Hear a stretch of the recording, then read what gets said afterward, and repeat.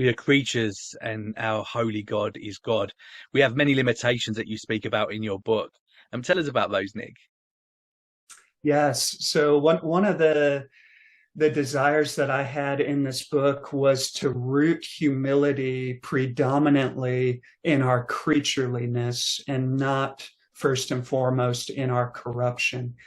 And that's important because the greatest reason being because the chief example of humility is Christ himself. And if we say that humility is a response of the heart to recognizing our own sinfulness before a holy God, and it is in part for post-fall sinners. But if that's all that humility is, well, then Christ could never be humble.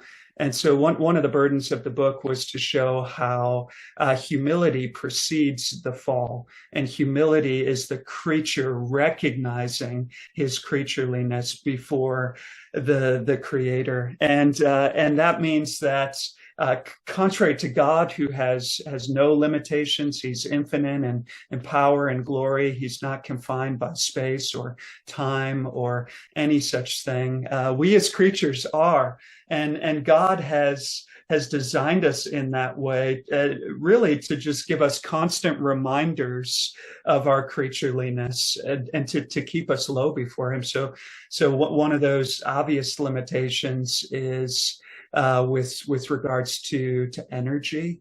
And the fact that you and I both, David, we are going to tonight. I don't know what time it is there right now, but here in a few hours, we're going to be putting our heads on our pillows and sleeping for 7 to 8 hours, hopefully, and that is a really humbling reality when you think about it. So limitations with regards to energy, that's also related to limitations with regards to time.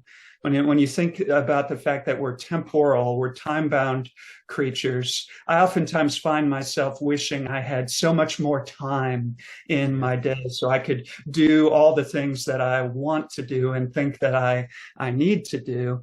And really, time is a blessed thing because it reminds me that I'm not God, and that I do have limitations. And then when you add the energy limitation to it, and you recognize that 1/3 of our days are spent laying on our backs in the dark, in bed, utterly helpless, unconscious, or at least subconscious.